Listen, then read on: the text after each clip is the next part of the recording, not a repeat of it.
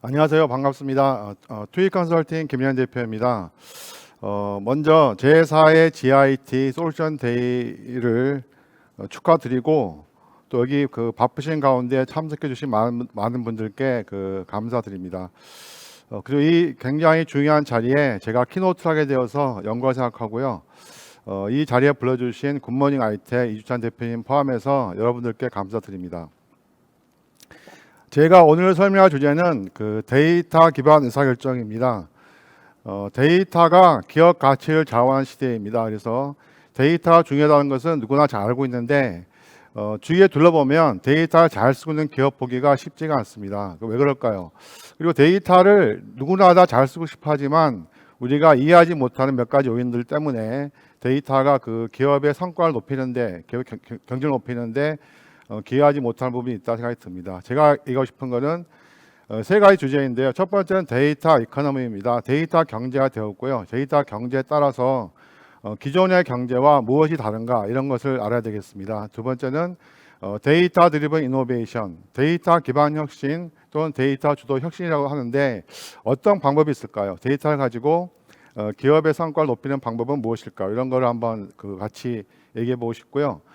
세 번째는 데이터 혁신이 정말 큰 성과를 낼 수 있다고 한다고 하더라도 그게 쉽지는 않습니다. 극복해야 될 장애가 있는데 그 장애가 세 가지 장애가 있습니다. 세 가지 데이터 캐즘에 대해서 한번 설명을 드리고 극복 방안에 대해서 말씀해 드려보겠습니다.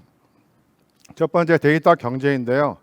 우리가 데이터 경제가 언제 시작되었을까요? 어떤 사람들은 선사시대 때 동굴에 그려져 있는 어떤 동물의 숫자 같은 것이 데이터로 말하지만 정말로는 1440년경 유럽에서 등장한 인쇄술이 데이터 경제 시작이 아닌가 생각됩니다. 인쇄술이 등장하면서 그 전까지는 어떤 정보나 지식이 필사본으로 사람이 글을 손으로 써서 전달되던 것이 인쇄를 통해서 보급이 빨라진 거죠. 비로소 기록이 데이터화되고 데이터 유통되기 시작했습니다. 데이터 유통으로 인해서 유럽은 르네상스 혁명이 시작되었다고 얘기합니다. 그것이 데이터가 이끌어낸 1차 혁명이다 이렇게 말씀드릴 수 있겠습니다. 데이터가 IT 기술을 만나면서 엄청나게 빠르게 폭발적으로 증가했고 이러한 데이터를 통해서 기업의 순서가 바뀌고 있습니다. IDC 보고서에 따르면 데이터량이 2018년 전 세계 33제타바이트에서 2025년 무려 175제타바이트, 그러니까 여전히 2012년 이후에 데이터 굉장히 빠르게 증가했지만 그 증가 속도가 점점 더 빨라지고 있다. 그래서 한 5배 증가할 것이다. 어떤 전문가들은 세상에 일어나는 모든 것들의 80%가 기록될 것이다. 그리고 그 데이터가 대부분 퍼블릭 클라우드에서 다뤄질 것이다. 이렇게 얘기하고 있습니다. 이거를 다른 말로 얘기하면 지구가 데이터화되고 있다. 데이터 지구가 되고 있다라고 말할 수 있을 것 같습니다. 그러면 우리 이러한 데이터 경제가 우리 기업은 어떤 관점을 바라봐야 될까요? 2019년 HBR에 아티클이 실렸는데 전 세계 국가들이 데이터 경쟁력이 무엇인가를 비교한 자료가 발표되었습니다. 네 가지 기준인데 하나는 데이터 생산량, 두 번째는 데이터 사용량, 세 번째는 데이터 접근 가용성, 네 번째가 데이터 정교성인데 우리나라가 5위가 되었습니다. 그 전에 우리는 산업 시대에는 석유가 가장 중요한 데이터 자원이었고 석유가 나지 않는 대한민국 땅을 좀 원망하기도 했던 것 같습니다. 그런데 하버드 비즈니스 리뷰에서 나온 자료에 의하면 대한민국이 5위라고 하니까 조금은 옛날보다 좀 좋은 거 아닌가 생각도 드는데요. 국가의 데이터 경쟁력 순위가 생산량, 사용량, 접근 가용성, 정교성이라고 했는데 이 네 가지 기준은 기업도 마찬가지인 것 같습니다. 기업도 데이터를 아무리 많이 만들어내도 그 데이터를 조직의 구성원들이 얼마나 빨리 또 얼마나 쉽게 접근할 수 있느냐라는 점도 중요하고 그렇게 만들어진 데이터를 잘 연결해서 활용할 수 있는 체계도 중요하다 이렇게 이해할 수 있겠습니다. 또 하나의 분석에서는 이 데이터 경제 그러면 어떤 기업들이 혜택을 보고 있는가 조사한 자료가 있습니다. 이코노미스트 자료인데요. 미국의 가파, 마이크로소프트, 중국의 알리바바, 텐센트 등 전 세계 한 20여 개 기업이 꼽혔는데 놀라운 발견사항은 뭐냐면 전 세계 데이터로 인한 혜택의 약 80%가 이 20개 기업이 차지하고 있다는 것입니다. 이유가 무엇일까요? 그 이유는 이러한 기업들이 발생시키는 것은 네트워크 효과라고 합니다. 네트워크 효과에 의해서 데이터가 만들어지고 데이터가 만들어지면 더 많은 데이터는 더 많은 지능을 만들어내고 더 많은 지능은 더 많은 사용자를 가져오게 되고 사용자 많아지면 또 데이터가 많아지는 그런 선순환 구조가 반복됨으로 인해서 이 큰 이 데이터 기업들이 더 갈수록 그 데이터 혜택을 보고 있다는 것인데요. 우리 기업들도 이 점을 좀 생각할 부분이 있습니다. 뭐냐면 기업이 데이터를 더 많이 갖기 위해서는 기업이 발생시켜야 될 효과는 네트워크 효과이다. 이 점 하고요. 데이터가 많아지면 그 다음에 연결시켜야 할 부분은 더 많은 데이터로 인해서 더 많은 지능을 만들어내는 쪽으로 연결시키는 그런 데이터의 선순환 구조를 만드는 것이 중요하다. 그리고 데이터 선순환 구조의 첫 번째는 데이터가 기업의 비즈니스의 네트워크 이펙트로 인해서 데이터가 좀 더 많이 생산되고 그 생산된 데이터가 자연스럽게 기업의 자산으로 될 수 있는 그런 구조를 만드는 것이 중요하다라는 것을 알 수가 있겠습니다. 데이터 폭발 증가하면서 많은 나라들이 고민하는 것은 이 데이터의 권리를 어떻게 할 거냐는 주제입니다. 그래서 EU 같은 경우는 데이터 데모크라시를 얘기하고 있고 큰 방향은 두 가지인데요. 첫 번째는 지금까지 데이터는 개인보다는 기업이나 기관 같은 조직들이 더 많은 혜택을 보고 있었다. 그리고 개인의 데이터 권리가 보장되지 않았다는 것을 착안했고요. 큰 방향성은 개인의 데이터 권리를 보장하자. 첫 번째. 두 번째는 데이터로 인한 혜택을 기업이 독점하지 않고 개인도 누릴 수 있도록 하자라는 것입니다. 그래서 이제 우리나라도 지난주인가요? 4차 회의에서 발표가 있었습니다. 우리나라의 개인정보 보호 규정은 개인정보보호법, 신용정보법 등 여러 법규에 흩어져 있었던 것을 개인정보보호법을 일원화하고 대한민국이 마이데이터에서 가장 앞서가는 세계 1등국가 되겠다라고 하는 제도를 발표를 했습니다. 이런 데이터화 제도화가 기업에 미치는 영향은 굉장히 크죠. 기업은 이제 데이터 관련된 법규를 지켜야 되고 그 법규가 만들어주는 새로운 비즈니스 기회를 잡아야 되는 거죠. 그래서 데이터 관련 제도화는 또 한편으로는 이게 대한민국만의 얘기가 아니고요. EU의 제도가 우리나라 기업에 영향을 미치기도 합니다. 데이터 관련 제도는 국경이 없거든요. 그래서 데이터 제도화에 따라서 기업은 어떤 비즈니스 모델을 할 수 있을까? 그리고 기존의 서비스를 어떻게 더 잘 할 수 있을까? 또 프로세스 같은 것들 그런 영향을 미치게 될 것입니다. 그래서 데이터 경제에 대해서 쭉 여러 가지 현상을 말씀드렸는데요. 중요한 것은 저희가 만나는 기업들의 상당수는 빅데이터, 데이터 사이언스 하게 되면 그것은 큰 기업, 데이터 많은 기업들만의 일일 것이다 라고 가정하고 조금 관심이 없을 수도 있는데요. Competing on Analytics라는 책으로 유명한 데븐포스의 한 말을 제가 인용하고 싶습니다. 모든 기업은 장차는 누구나 다 빅데이터 기업이 될 것이다. 그리고 모든 기업은 결과적으로는 데이터 비즈니스를 할 수밖에 없다라는 거라서 데이터라고 하는 현상에 대응하고 전략을 수립하고 대응하는 것은 선택의 문제가 아니라 언제, 어떻게, 얼마나 잘할까라고 하는 의사결정의 문제다라고 강조를 하고 싶습니다. 다음 주제는 이제 데이터 주도 혁신인데요. 지금까지는 데이터가 어떻게 우리 기업들에 영향을 미치고 있고 기업에 대응해야 될 관점이 무엇인가 설명드렸다면 지금부터는 이런 데이터를 활용해서 기업은 어떻게 혁신할 것인가에 대해서 설명을 드리도록 하겠습니다. 데이터 드리븐 시대이죠. 그래서 과거와 비교해 본다면 과거에는 경험이 많은 익스피리언스 드리븐이라고 한다면 지금은 데이터로부터 의사결정하고 데이터가 주는 인사이트를 통해서 경영 전략을 수립하고라고 하는 그래서 많은 조직들은 데이터 드리븐 오거나이제이션 되고 싶어하는 그런 현상에 있습니다.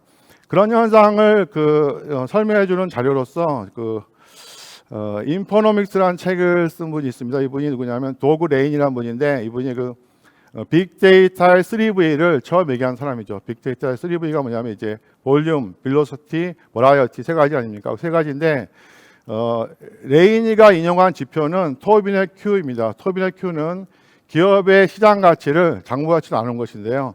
시장 가치가 장부 가치보다 큰 기업은 미래 성장 기업이라고 분류를 하는 거죠.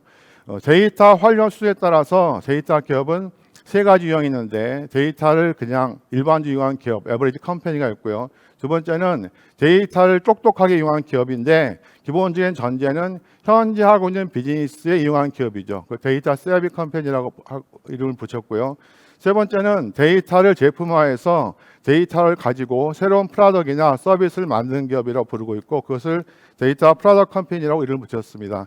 토빈의 Q가 클수록 기업의 그 시장 가치가 높은 거죠. 그래서 그 데이터 세비 컴퍼니 같은 경우는 토빈의 Q가 2, 그러니까 2배 정도 가치가 있다. 반면에 데이터 프로덕트 컴퍼니는 토빈의 Q가 3, 그러니까 더 큰 가치가 있는 거죠. 기업의 데이터 활용 방향은 데이터 세비 컴퍼니거나 데이터 프로덕트 컴퍼니 둘 중에 하나이거나 또는 둘 다이거나 할 것 같습니다. 그래서 데이터 세비 컴퍼니가 되기 위한 방법으로서 제시되고 있는 것이 데이터 드리븐 이노베이션 DDI입니다. DDI는 기존 비즈니스 성과를 혁신하는 것이고 데이터를 활용해서 과거의 원인을 분석하거나 미래를 예측하거나 최적화하는 것들이 활동을 하는 거죠. DDBM은 기업의 활동을 통해서 만들어진 데이터를 가지고 새로운 비즈니스를 창출하는 기업을 의미합니다. DDBM은 데이터를 판매하거나 데이터 프로덕트화해서 다른 기업과 협업을 하거나라고 하는 데이터 모니타이제이션 또는 데이터 자체로 인해서 기존 비즈니스와 다른 완전히 새로운 비즈니스로 모델을 바꿔나가는 그런 형태를 얘기하고 있는데요. DDI라고 하면 광의의 DDI는 DDI와 DDBM 세 가지를 모두 합한 것이다 얘기할 수가 있고요. 그걸 분리해보면, 다 정리해보면 세 가지가 있습니다. 첫 번째는 데이터를 이용해서 현재 하고 있는 생산, 영업, 고객 서비스 같은 기존 프로세스를 더 빨리, 더 똑똑하게 하는 것은 데이터 드리븐 프로세스 이노베이션이고요. 두 번째는 현재 우리가 고객 제공하는 서비스가 어떤 상태인가, 우리 서비스로 인해서 고객 경험이 얼마나 좋아지고 있는가 이런 것들을 측정해서 기존 서비스의 고객 만족도를 높이는 것은 데이터 드리븐 서비스 이노베이션이라고 할 수 있고요. 세 번째는 데이터를 가지고 데이터를 팔거나 데이터로 인해서 새로운 비즈니스 모델을 만드는 것은 데이터 드리븐 비즈니스 이노베이션이라고 이렇게 이름을 붙일 수 있습니다. 데이터를 가지고 프로세스를 더 잘하는 것은 관점이 두 가지입니다. 하나는 렐리번스, 하나는 애질리티죠. 개념이 조금 설명하기가 좀 시간 많이 걸릴 수 있는데 짧게 설명하면요. 예를 들면 은행에서 신용 판단을 합니다. 신용 판단을 해보니까 이 사람은 돈을 빌려줄 수가 없다 판단한다면 이 사람에게 여신을 주지 않겠죠. 만약에 은행이 그걸 좀 더 잘할 수 있다면 은행은 더 많은 고객에게 더 많은 대출을 할 수 있을 것입니다. 다시 말하면 렐리번스 오픈, 이 사람은 빚을 갚을 것이다 라고 판단했을 때 실제로 그런 사람이라고 연결된다면 렐리번스가 높은 거고, 렐리번스 높다는 거는 기업의 매출이 올라간다는 뜻인 거죠. 또 한 가지는 고객의 어떤 상황이 이벤트가 발생했을 때 그 이벤트에 얼마나 빠르게 대응하느냐, 애질리티입니다. 그래서 데이터 드리븐 프로세스 이노베이션에서 데이터를 가지고 프로세스를 바꾸는데 어떤 지표로 바라보고 바꿀 것이냐라고 하면 두 가지라는 거죠. 하나는 렐리번스, 하나는 애질리티입니다. 보험회사에서 이런 고민이 있습니다. 보험회사의 보험 고객은 잘 이탈하지는 않지만 이탈을 줄이는 것이 목표이죠. 전통적인 방법은 마케팅 담당자가 또는 보험 고객을 담당하는 설계사가 이 보험 고객의 상황을 판단해 보고 거기에 따라서 이 사람이 왜 이탈하려고 하는지, 언제 이탈하려고 하는지, 이탈하려고 한 동기에 따라서 적합한 또 다른 오퍼닝을 준비하는 것을 사람이 한다고 한다면 시간도 걸리고 정확하지 않을 것입니다.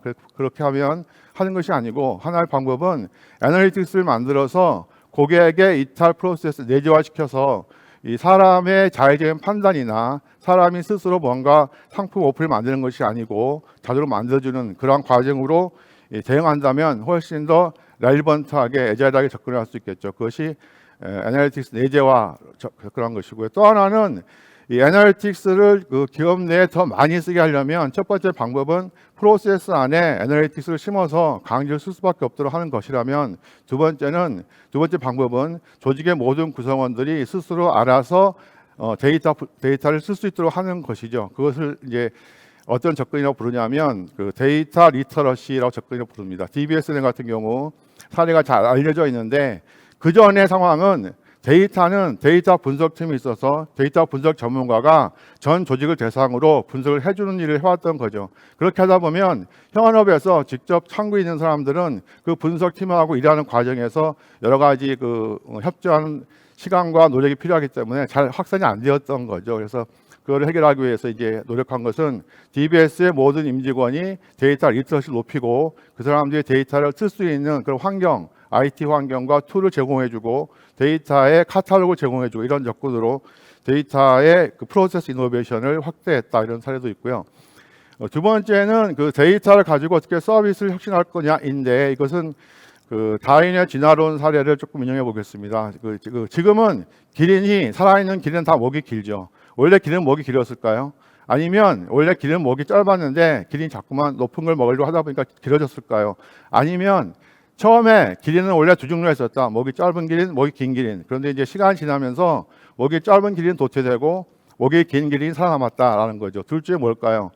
다윈의 진화론에서는 두 번째가 맞다라고 주장하는 거죠. 그것을 자연의 선택이라고 부릅니다. 그러니까 자연의 생태계가 제시한 요구 조건 또 제약 조건에 맞는 종은 살아남고 그렇지 않은 종은 퇴화된다는 것인데요. 지금 디지털 시대의 서비스가 그것과 비슷한 현상을 맞고 있습니다.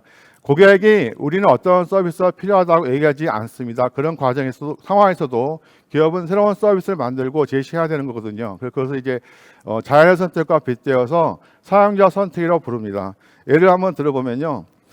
지금 올해 8월부터 마이데이터 금융 쪽의 마이데이터가 이제 본격적으로 출시가 될 것이고 서비스가 이제 나올 것입니다. 그런데 저희가 이제 만나보는 많은 기업들이 금융 마이데이터 서비스 기획할 때에 가장 신경 쓰는 거는 PFMS입니다. 고객 자산 관리죠. 그런데 우리가 한번 궁금합니다. 과연 고객들이 내가 금융의 신용 정보를 가지고 나는 자산 관리하고 싶다라고 말을 했을까요?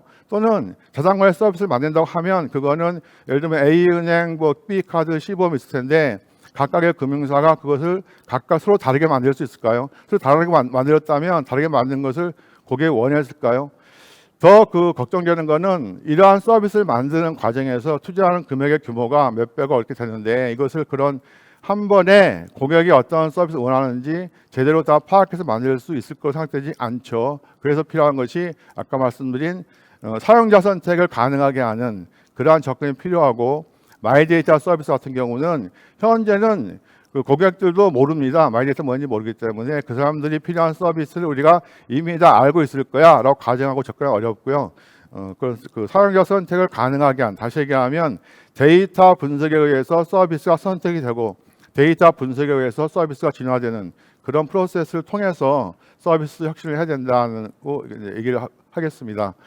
세 번째 방식은 비즈니스 이노베이션인데 기존에 있는 데이터를 가지고 새로운 비즈니스를 하는 거죠. 이거는 사례로 설명드리면 더 이해하기 쉬울 것 같습니다.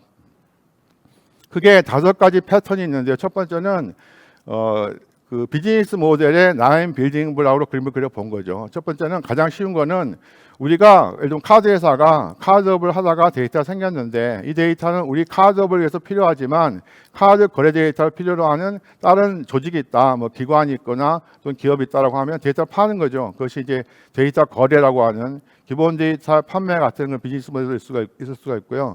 데이터를 가지고 분석을 해서 기존 상품에 상품 데이터 또 있다면 고객 데이터와 상품 데이터를 비교해서 가장 바람직한 데이터를 추천해주는 그런 서비스가 과거에는 없었죠. 그것을 이제 상품 수학 같은 서비스. 또 하나는 이제 은행은 사실은 고객을 만나는데 고객 중에서 금융회사 거래 데이터가 없는 고객 같은 경우는 응대하기가 참 난감하죠. 그럴 경우에 고객이 갖고 있는 통신사 데이터나 커머스 데이터를 이용해서 응대한 전략을 수립하는 그런 데이터 제휴, 밸류체인 통화 같은 게 가능할 수가 있고요. 더 나아가게 되면 대학생이다, 또는 직장인이다, 또는 결혼을 앞둔 여성이다라고 하면 특정 고객을 대상으로 해서 그 고객에게 완전한 서비스 제공하기 위해서 필요한 데이터를 모아서 제공해주는 그런 데이터 중심의 가치 네트워크. 그렇게 되면 이제 기존 산업 구분이 많이 바뀌게 되겠죠.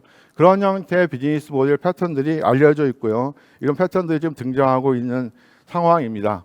그래서 카드사 같은 경우 뭐 CLO, 카드 링크드 오퍼를 한다거나 데이터 판매한다거나 또는 데이터를 바탕으로 해서 마케팅 컨설팅 한다거나 요즘에 이제 대한신용평가라고 신정법에 그 새로 허가된 사업이 있는데 그런 사업에 진출한다거나 하다 보면 카드사가 아마도 3년, 5년 뒤에는 이 카드사 매출 상당 부분이 데이터로 한 매출이 더 주가되지 않을까라고 하는 것은 제 추측이기도 하지만 많은 전문가들도 아마 금융사들의 상당수는 결국에는 데이터 기업이 될 것이다 라고 전망하고 있기도 합니다. 그래서 지금까지 말씀드린 것처럼 데이터가 굉장히 중요한 시대가 되었고 데이터가 기업에 주는 여러 가지 그 어떤 메시지가 있고 그 메시지를 잘 활용해서 기업은 비즈니스와 서비스와 프로세스를 혁신할 수 있다고 하는데 그럼 어떻게 할 거냐라는 문제에 대해서 잠깐 설명을 드리겠습니다.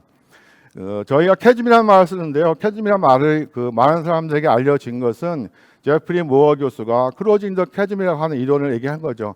이 사람의 관점은 뭐였냐면 스타트업의 상당수가 얼리 어댑터까지는 가지만 기술 수용률을 봤을 때 이 기업의 서비스나 비즈니스가 얼리 머저리티로 가지 못하고 중간에 상당히 많이 망한다는 거죠. 망하는 거는 이 기업이 시범적인 서비스는 성공했지만 이 기업이 만드는 서비스가 시장의 주류 서비스 되는 데는 실패했다는 것이고 그 실패하는 것은 중간에 기업이 넘어야 될 어떤 계곡이 있다. 계곡을 뭐라 부르냐면 캐즘이라고 부른다라고 크로징 더 캐즘 이게 이제 기업의 성장할 때 겪어야 어떤 현상이라고 말을 한 거죠. 캐즘은 정확하게는 이제 땅이나 얼음에 생긴 틈이라고 얘기할 수가 있고요. 이 캐즘을 극복하는 것이 데이터 쪽에 어떤 그 관련성이 있는가 하면요. 저희가 이제 그 투이 컨설팅 같은 경우 많은 기업과 데이터 일을 하는데 여러 가지 공통 현상이 세 가지가 있습니다. 첫째는 분명히 가서 보면 그 회사는 데이터 굉장히 많이 생기고 있는데 정작 그 생기고 있는 데이터를 어떻게 쌓을지를 모르겠다. 여러분이 만약에 여러분 집안에 원유가 펑펑 쏟아져요. 그걸 제대로 축적하지 못하면 원유는 뭐가 되죠? 쓰레기거든요. 데이터가 막 쏟아지고 있지만 데이터를 제대로 축적하지 못하는 현상이 또 있고 또 하나의 현상은 가보면 분명히 전사무소 안에 굉장히 많은 그 서버와 스토리지가 있어서 엄청나게 많은 데이터가 있는데 현업부서 사람들의 얘기는 뭐냐면 우리는 뭐 해보려고 해도 IT 하는 사람들은 데이터가 있다고 말하지만 정작 가보니까 우리가 쓸 데이터가 없어.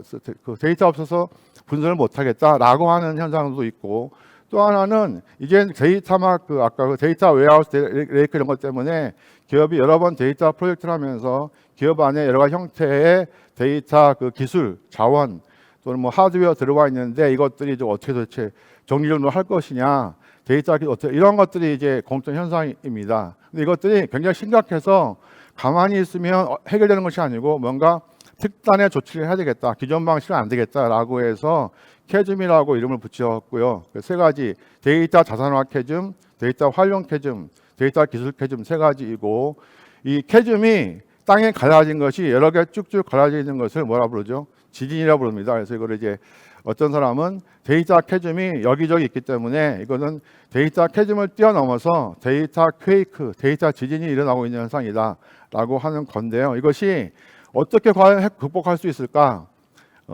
쉽지는 않습니다. 근데 이제 한번 여러분 공감하기를 바라면서 제 의견을 말씀드린다면요. 첫 번째 자산화 캐즘은 데이터 수집의 어려움이죠. 기업 내부에 발생한 데이터도 모으기 어렵고 더 나아가서 이제 커스터머 데이터 플랫폼 이런 거 하려고 그러면 외부에서 발생하는 소셜 데이터 또 로그 데이터 가져가야 되는데 그것도 쉽지가 않습니다. 두 번째는 데이터를 막 쌓아놨지만 어떤 데이터 어디에 있는지 그 데이터 왜 필요한지를 알기가 어렵죠. 그래서 데이터 카탈로그를 만들어야 되는 것이고 데이터 카탈로그에는 이제 비즈니스 메타, 테크니컬 메타 또 데이터 프로세스 메타 같은 데이터 이미지를 담아야 되는 것이고요. 그리고 이제 데이터 활용하려 그러면 데이터 분석을 하기 위해서는 데이터를 이렇게 이제 뭐 컬러를 맞추고 코드를 맞추고 하는 그런 프레퍼레이션을 해야 되는데 그 준비 작업이 너무나 노리가 많이 된다. 차라리 포기하는 게 낫겠다 이런 경우도 있어서 그걸 해결하기 언엘 팩토리 이런 것들이 이제 시도할 수가 있는 해결책이 되겠습니다.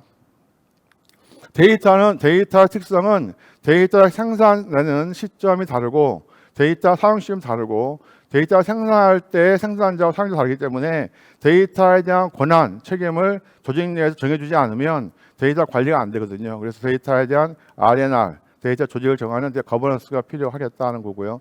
데이터를 아까 그 DBS 사례처럼 우리가 지향하는 것은 데이터를 특정 조직이 아니라 전체 모든 조직이 쓸 수 있는 그런 환경을 만들고 싶은데 데이터 활용 역량이 떨어진다. 데이터 리터러시가 더 필요하겠고요. 분석을 해도 어떤 그 반응이 있냐면 현업부서에서 그런 분석해서 결과는 좋아. 근데 그 결과를 가지고 업무에 어떻게 적용하란 말이니? 라고 하든가 또는 그 분석을 왜 너가 하냐? 내가 할 거 아니야? 분석의 오너십도 문제가 될 수가 있고 그래서 분석이 데이터 조직을 만들어서 나온 분석이 조직 내 확산이 잘 안 되거든요. 그런 문제 해결하기 위해서는 분석을 프로세스 안에 강제로 심어버리는 인베디드 애널리틱스 같은 것들을 도입할 필요가 있다라는 거고요. 데이터가 궁극적으로는 이제 데이터 사이언티스트란 말도 쓰고요. 데이터 데모크라시란 말도 쓰는데 데이터가 특정 조직, 예를 들면 뭐 금융에서 치면 퀀트라든가 또는 뭐 리스크 이런 전문 데이터 전문가만의 그 사용하는 SS이 아니고 모든 조직원이 쓸 수 있게 하려면 데이터 포털이 필요하다. 데이터 포털에는 데이터에 대한 정의와 데이터의 어떤 소재지, 또 데이터를 받을 수 있는 환경, 데이터 분석한 툴 이런 것들이 다 담겨 있는 그런 기술의 도입이 필요하다는 것을 이제 얘기할 수 있겠습니다. 그래서 앞에 말씀드린 세 가지 캐즘을 말씀드렸는데 이 캐즘들이 서로 연결되어 있고 복잡해서 하나하나가 해결될 수 있지는 않은 것 같아요. 다 연결되어 있는데 그것을 한번 정리해 보면 7가지 어떤 그 과제가 될 것 같습니다. 첫 번째는 비즈니스 모델이 현재의 데이터 기반의 비즈니스 모델이 아닌 것을 우리가 갖고 있는 데이터를 활용해서 어떻게 더 많은 성과를 낼 것이냐라고 하는 고민, 거기에 따른 비즈니스 모델 변화 이런 것들이 이제 필요하겠고요. 거기에 따라서 데이터를 가지고 우리가 비즈니스로 돌리기 위해서는 외부와 제휴를 할 것인지 또 우리가 데이터를 확보하기 위해서 경우에 따라서는 M&A를 할 수도 있거든요. 그런 전략도 필요하겠고 데이터에 대한 R&R과 데이터의 그 전체적인 데이터 가장 중요한 자산이라고 한다면 모든 회사에 자산관리 규정이 있듯이 회사에도 데이터와 관련된 규정이 있어야 되겠다. 데이터 거버넌스 그리고 데이터를 잘 활용할 수 있는 데이터 리터러시가 뛰어난 인력, 데이터 사이언티스트 전문가 필요하겠고 서비스는 모든 서비스는 이제는 아날로그 형태가 아니라 데이터를 기반한 데이터 분석을 근거한 서비스 기획, 데이터 분석에 근거한 서비스의 업그레이드 같은 것들이 자연스럽게 발생할 수 있는 그런 환경과 또 프로세스와 데이터 7가지 필요할 텐데요. 7가지 그러면 어떻게 해결할 거냐는 것은 굉장히 큰 도전적인 과제가 아닌가. 왜냐하면 많은 기업들이 어떤 문제가 쌓이면 그 문제를 해결하기 위해서 차세대 같은 걸 했죠. 차세대 할 때는 이처럼 이렇게 문제가 꼬여지는 않았던 것 같아요. 어떤 프로세스가 뭐 쌓이려고 있다 뭐 이런 정도였는데 지금은 7가지 면에서 드이터와 관련된 문제를 바라보고 해결해야 된다라고 한 점에서 쉽지가 않은 문제다. 해결하기 쉽지 않다라는 걸 제가 강조드리고 싶고요. 어떻게 해결할 거냐라고 한다면 제 의견은 2가지 노력이 필요하다. 첫 번째는 이거죠. 그 데이터라고 하는 것은 그 대부분의 기업들을 어떤 생각하는 순서를 보면 야 데이터 일단 많이 쌓자. 그 데이터 분석해 봐. 데이터 분석해 보니까 이런 그 어떤 분석 결과가 나왔다 치면 그 결과가 업무에 도움되지 않을까라고 생각하는 거죠. 그런 흐름으로 데이터를 바라보는 거에는 뭐가 없냐면요. 질문이 없는 거죠. 질문이 없고 데이터 맞는 대답을 보고 거꾸로 질문을 생각하겠다는 건데 그건 대부분 성공적이지 못합니다. 2번째 문제는 그렇게 접근하다 보면 데이터 분석팀에서 해결하는 질문에 오너가 없는 거죠. 이 질문의 오너가 예를 들면 고객에 대한 이탈률을 계산한다. 새로운 고객의 전환율을 계산한다. 고객의 전환을 높이기 위해서 어떤 그 팩터가 영향이 있다는 것을 데이터 부서가 해야 될지 아니면 그 업무를 수행하는 현업 부서가 해야 될지 아니면 대세를 갖고 있는 IT 부서가 해야 될지도 애매한 거죠. 그러니까 그래서 질문이 없이 답을 만들고 하는 거는 굉장히 그 효율도 떨어지고 답이 나왔다 하더라도 그 답이 실행되기 어렵기 때문에 다시 돌아가서 우리는 질문 먼저 해야 된다. 질문 퍼스트.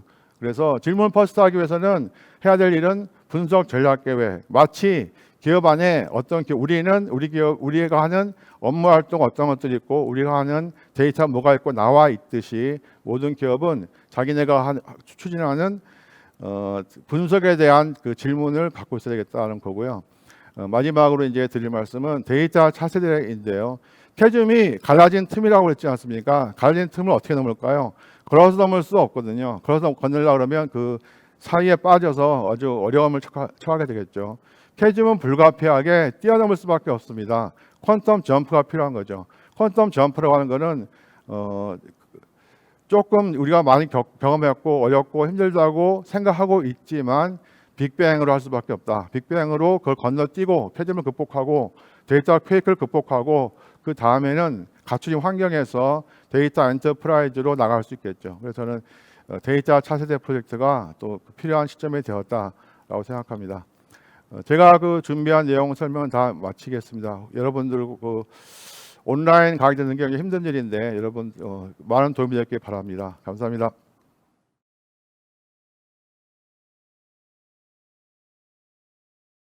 IT 관련 정보를 더 얻고 싶으시다면 굿모닝 아이텍을 검색하세요.